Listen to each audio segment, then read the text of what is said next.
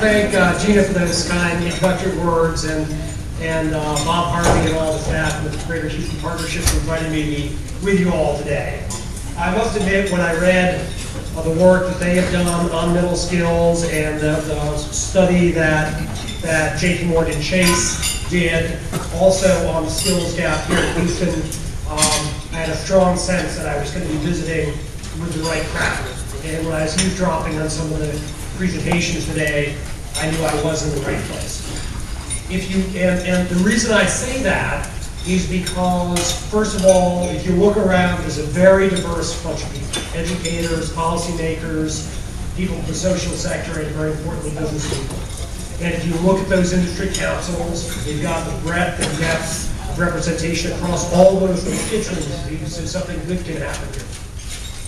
But something good has to happen here, because this city and the state, the sectors of the industry council, and more importantly and more profoundly, the country is suffering from a wasting disease.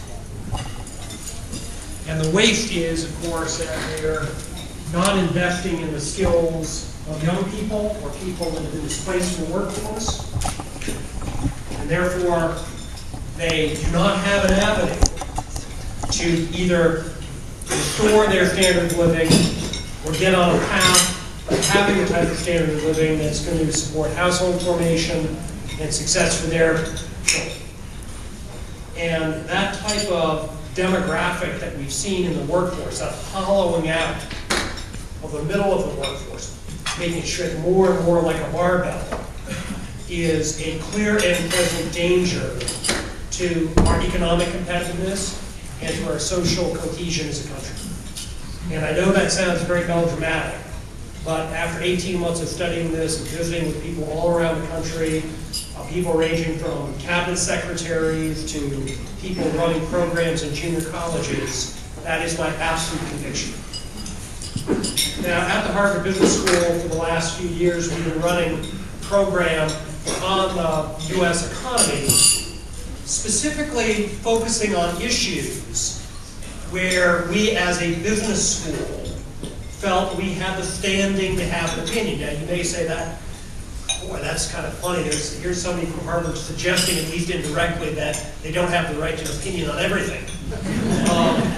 Well, I didn't say I don't have an opinion on everything. I just said I don't necessarily have a right to be credited as having an informed opinion on an awful lot of things. And a lot of the problems we face as a country are ones where, while we may as individuals have opinions and points of view and political perspectives, the Harvard Business School can speak to issues that are very central to the interests of business and their needs to continue to remain competitive.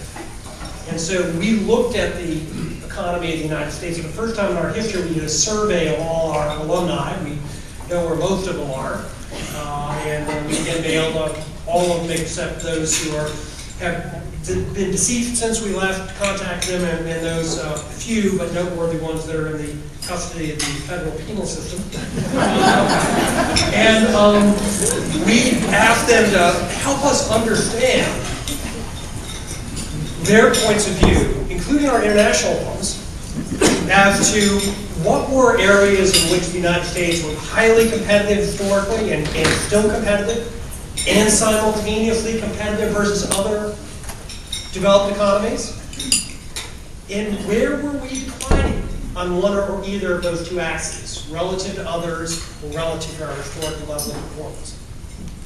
That gave us a bit of a roadmap to start asking where could we spend some time, and one of the issues that just jumped out at me in that survey is that there's a real perception that the skills base of the economy was eroding, both relative to other developed countries and relative to our history. So we wanted to look at that, and we wanted to look at it through the lens of competitiveness. We adopted a definition of competitiveness that went beyond the traditional definition of competitiveness that we had developed in school and employed. So here's that definition we worked off of, that the U.S. is a competitive location to the extent that firms operating in the US are able to compete successfully in the global economy while supporting high and rising standards of living for average citizens. Now, the historical view of competitiveness in competitiveness as defined by us in the Harvard Business School very much focused on that first variable. Was this an environment where industries, you'll often hear the word clusters, one we developed at Harvard, where clusters of industries can prosper? Do you have the right type of customers, research institutions, graduates? Do you have the right government policies to support a vibrant business? But over time, what we've seen is just maximizing the equation along those lines doesn't serve the best interest of the country. We wanted to add a variable, very important variable, that reflected whether or not competitiveness was manifesting itself in an outcome which is the one we actually all want for our nation, which is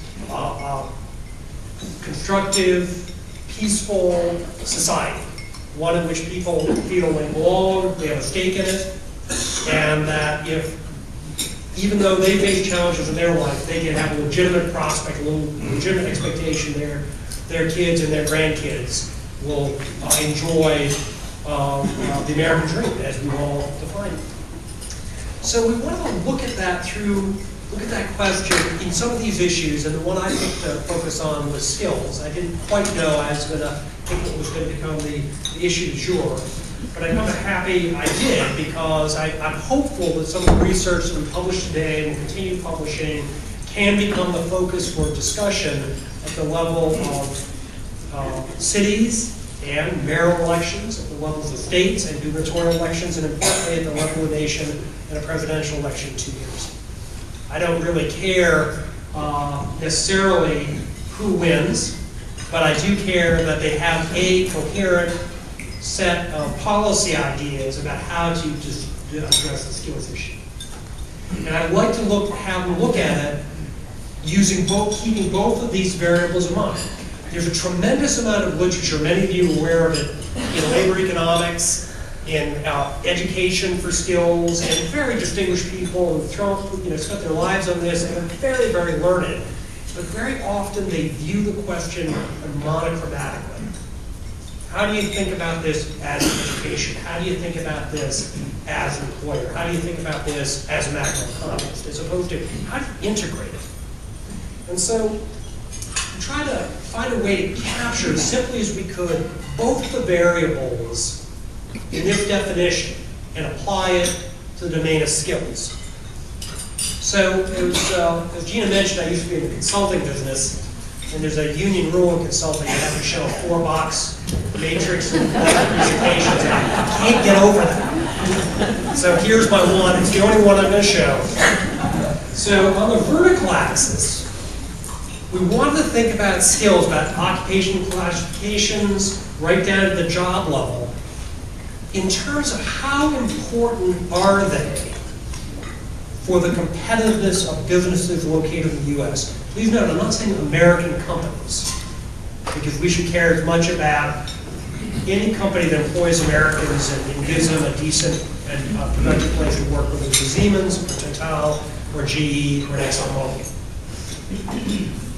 How do jobs stack up in terms of their impact on the capacity of companies to achieve that first half of the definition of competitiveness, be able to compete successfully on an ongoing basis in the global economy? And we looked at that through a number of lenses: productivity indices, value-added statistics, and also working closely with one of our 2 partners in this work, Accenture, the global consultancy, working with all their vertical industry practices, just sitting where their folks are experts and interesting. How important is this job versus that job? Now, we wanted to also capture the other axis, which is running along the horizontal plane, which we call career lifetime value. Now, many of you are in the education sector and immediately begin to intuit what we're trying to get after there. Because we all know that wages for jobs around the country jump around, and demand for jobs jumps around, and all middle skills jobs are not great equal. In fact, when we first started this project, fairly early on, one of the challenges that we faced was just saying, that's an awfully elastic definition.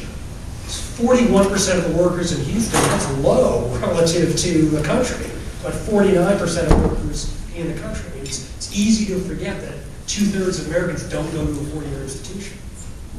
Will never graduate from a four-year institution. So it's really, it's the majority of workers, if you think about it.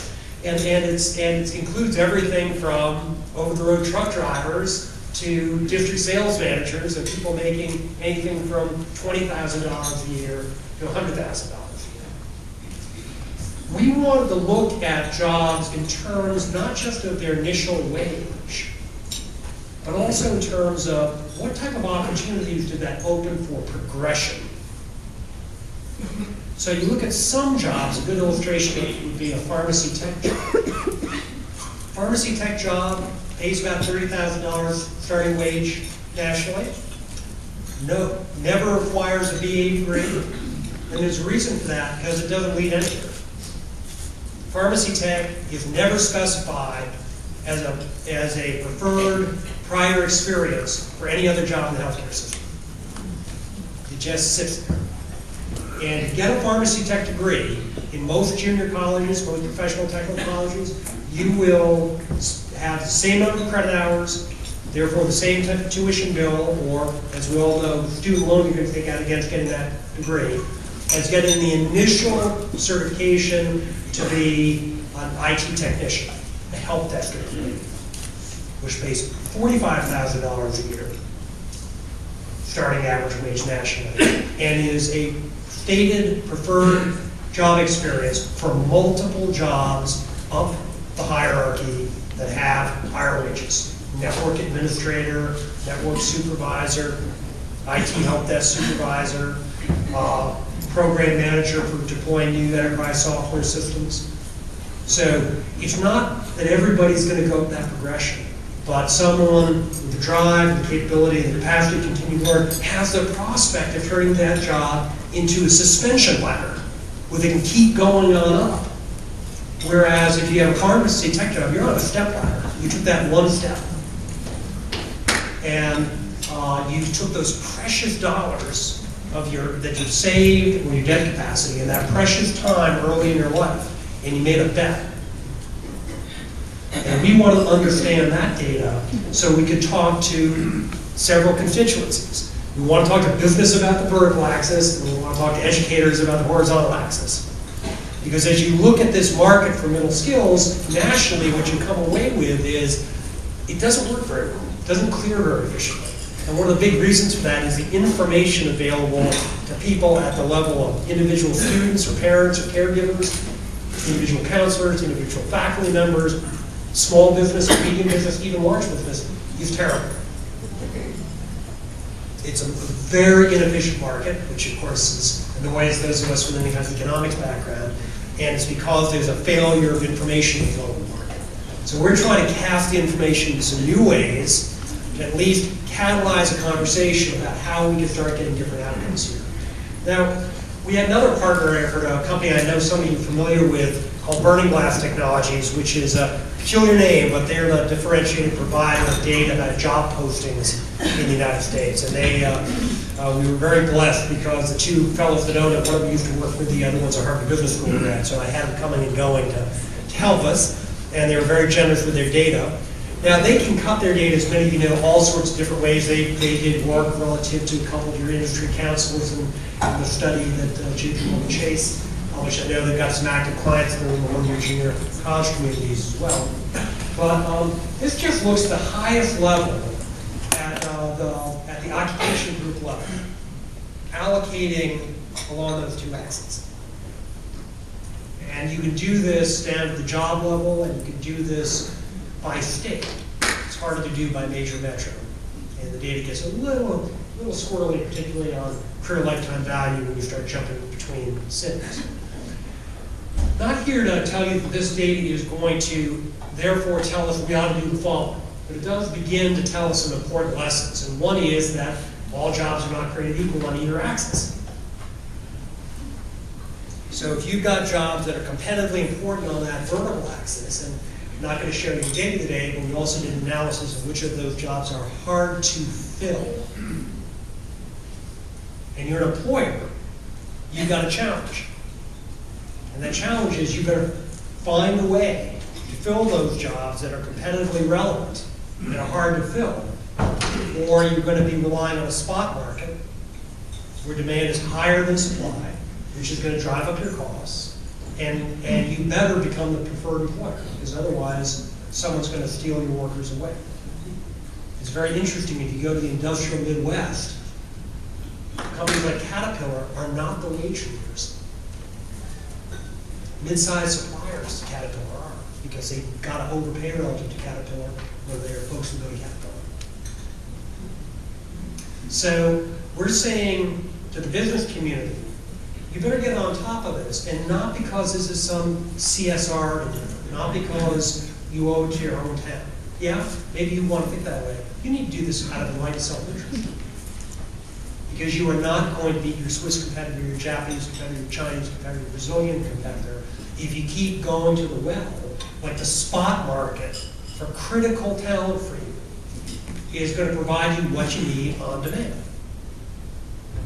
Now, educators and people that work with kids right down to the level of workers themselves, we want people to get the insight that as they make those crucial investments of their time and resources, that they have, excuse me if I fall into business language for a second, they have an investment hypothesis. They have an idea as to how that deployment of that scarce resource is going to articulate itself in a career they're actually interested in, that has some prospect for advancement associated with it, has the type of value creation potential that manifests itself in wages and benefits that allow them to achieve those goals of household formation and achieving what we think of as a middle-class American lifestyle. So we're doing this really to suggest patterns of action, and I'm going to come very quickly at the end to a few comments on our recommendations, but they echo so many of the things that are in your Upskilling Houston document and in the report from JP Morgan Chase that I'm not going to belabor that, whereas in a lot of audiences, in a lot of cities I've talked at, they are far behind you. And that's good for you and bad for the United States. And having them hear that whole list of recommendations becomes a focus for you. Let's just take a quick look at Houston for these two variables. And let's start with the horizontal axis. This just very quickly looks at demand for selected training programs. So 4 or 5 of them on the left-hand axis. What are the 2013 postings? How is demand changing relative to 2010 in that third column? And then what's the average advertised salary for that? These are all middle skills jobs. They come away with some interesting observations from that, which is you've got jobs on that list that go from $35,000 a year to over $70,000 a year, and you've got jobs where there's exploding demand and jobs where there's stagnant or eroding demand. Now, I won't con you that anybody at Harvard even thinks they're smart enough to predict what people are going to want to be hiring 10 or 15 years from now. I certainly don't be smart enough to even pretend that I could do that. But I will say is that putting this type of data in hands, making it more accessible to students, to parents, caregivers, to administrators who are setting curriculum, deciding where to develop curriculum, where to hire faculty, where to redeploy faculty, to counselors in the K-12 system and in the grades 13 and 14 system. Having this type of data available to you, and it's increasingly available through vendors like Burning Glass, can be a critical source of information so you can allow people to make better informed choices. So they don't go and say, there are a lot of CVS's and Walgreens in the world. Farm tech looks, that's going to be a decent job and clean, safe environment. And gee, computers scare me a little bit. Or working as a process engineer in a petrochemical plant. Well, isn't that kind of dirty and dangerous and dark and scary and explosive and all that stuff. Well, maybe not dirty, dark, and dangerous, but it can be a little bit odorous. But in any case, the point is that if we get better information in people's hands, more people will make smart decisions. Not everyone will make a smart decision, but more people will make smart decisions. So if you look at the same data, the difference between someone who can run a CAD system for building design, which is the same basic skill as someone who is studying video game programming. The first one has got real jobs available today in Houston.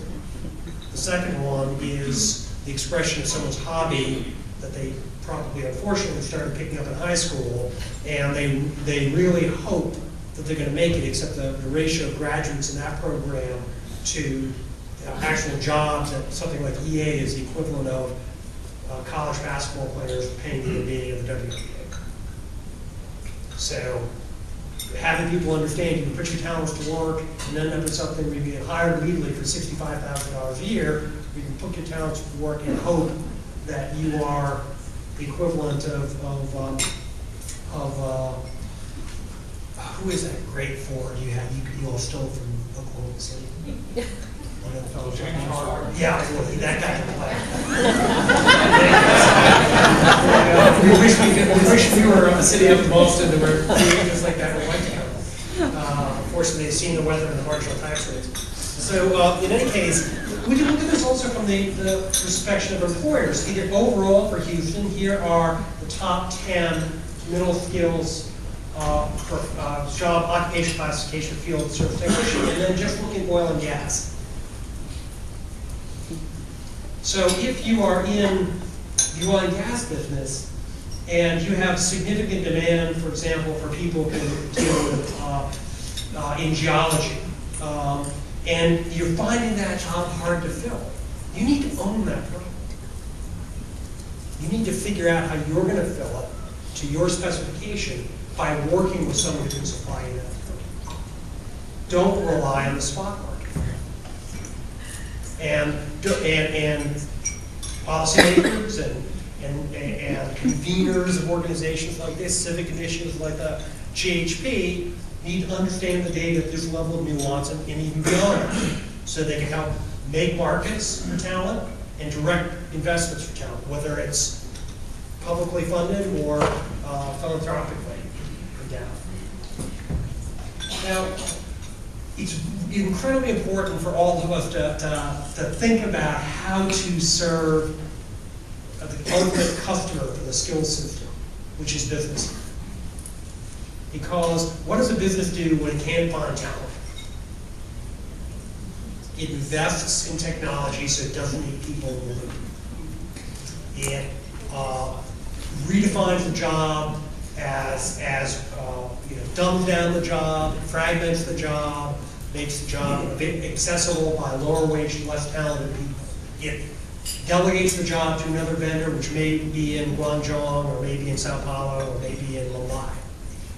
Doesn't sit and say, oh boy, can't find anybody to do this, I guess we'll just not serve our customers and shrink and miss our profit margins. Gee, oh, too bad. So it's imperative for educators and policymakers that they understand that this is our customer. It's something that's even more imperative, and that is the business accept that this problem is not going to go away unless they take the mantle of leadership to solve this skills problem. Period. We have to have a company, an industry-led system. That doesn't mean an industry-dominated system. Doesn't mean a capital, employers' dictatorship. But employers have got to take the mantle of leadership. Leadership in the classic sense of the word. Having a vision, inspiring other people to cooperate, aligning people, getting them to come along, giving them the incentives and the respect that is going to motivate them to accomplish that outcome that benefits everybody. If employers don't do that, this system is not going to clear. Employers cannot sit around and say, the K through 12 system that, and the community college system this, and the government that.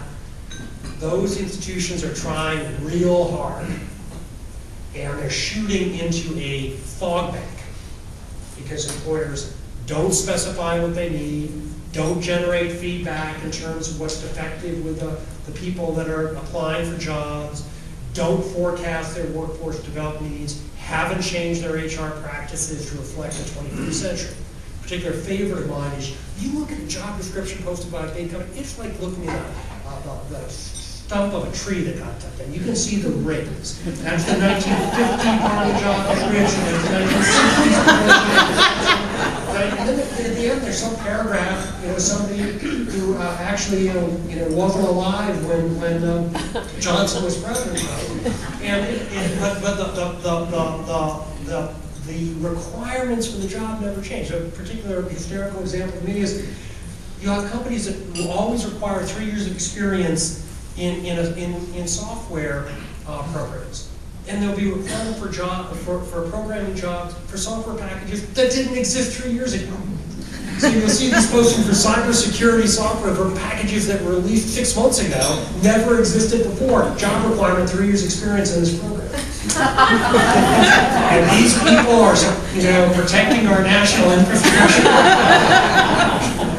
It's no wonder the Chinese can hack into Target or whatever they do.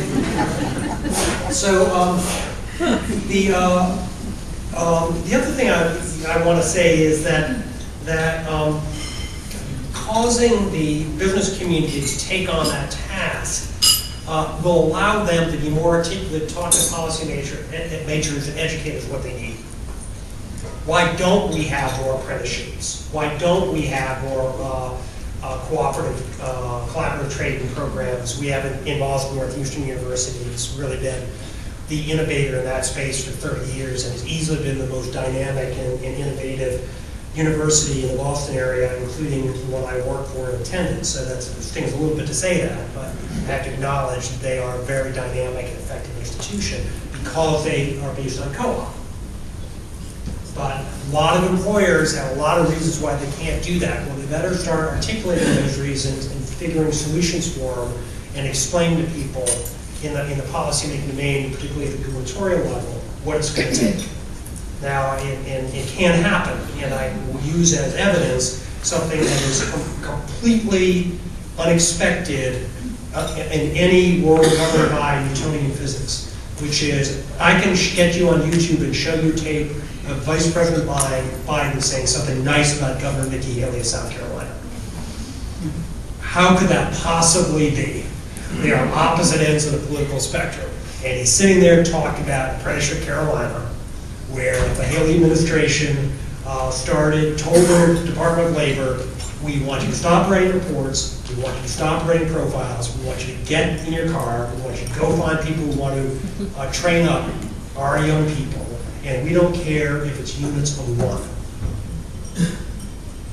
Give that employer $1,000 an intern, not a huge tax credit, but enough to get them thinking. Now, I promise not to belabor you with recommendations, and we're going to have a panel here in a minute, but I did want to just highlight this and point out one from each category. In the business category, as I said, a lot of these are things that you all recognize. It's right there in black and white. I've already been sending some of the executive summaries to some of the Houston doctors to some other cities.